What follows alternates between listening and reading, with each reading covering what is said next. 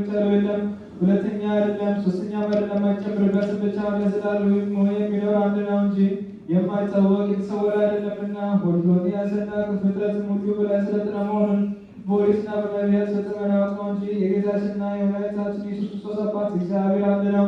ዓለም ሳይፈጠር የተወለደ ከእርሱ ጋር የተካከለ የሚሆን አንድ ልጅ ሠራዊትና ሲመታትን ስልጣናትን ሁሉ የፈጠረ በኋለኛው ዘመን ሰው የሆን ዘንድ የወደደ የለዘላለም ብእሲ ቅድስት ከምትሆን ከእመቤታችን ከድንግል ማርያም ሥጋ ነሣ። ያለ ኃጢአትና ያለ በደል ከሰው ጋር አደገ። በአንደበቱ ማሰት የለበትም። ከዚህም በኋላ ሥጋ ታመመ። ሞትንም በሦስተኛው ቀን ከሙታን ተለይቶ ተነሣ። ወደ ላከው ወደ አብ ሰማይ ዐረገ። ኃይል ባለው ቀኝ ተቀመጠ። ከአብ የሠረጸ በጰራቅሊጦስ መንፈስ ቅዱስ ሰደደልን። ዓለምንም ሁሉ አዳነ። ከአብና ከወልድ ጋር አንድ የሚሆን እንግዲህ እግዚአብሔር ፍጥረት ሁሉ በጎ እንደሆነ የሚጠረን እንደሌለን እናገራለን። የሥጋ ሕይወት የምትሆን ነፍስ ግን ቅድስት ናት። እኛ ሥጋ ብቻ ንጹሕ እንደሆነ ልደት ርኵሰት እንደሌለበት እናገራለን። ሕዝቡ ይበዙ ዘንድ እግዚአብሔር አዳምንና ሔዋንን ፈጥሯቸዋልና ከሥጋ ጋር የማትሞትና የማትበሰብስ ነፍስ በሥጋችን እንዳለ እናስብ። እኛ ሃይማኖት ሥራቸውን እንጸይፋለን።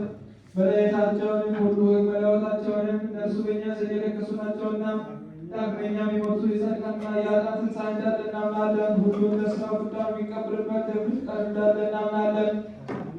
ዳግመኛ ክርስቶስ ሰው ከመሆኑ የተነሣ ምንም ምሕረት እንደሌለበት እናምናለን። በእውነት ሰው የሆነ የእግዚአብሔር ቃል ነው እንጂ የአብይ ካህናት የሚሆን እርሱ የሰውን ባሕርይ ከእግዚአብሔር ጋር አሰረገ። እንግዲህ እንደ ዓለም እንገዛለን። ኦሪትና ነቢያት የሚፈጽሟቸው እንደምናውቃለን። አሕዛብ ሁሉ ኢየሱስ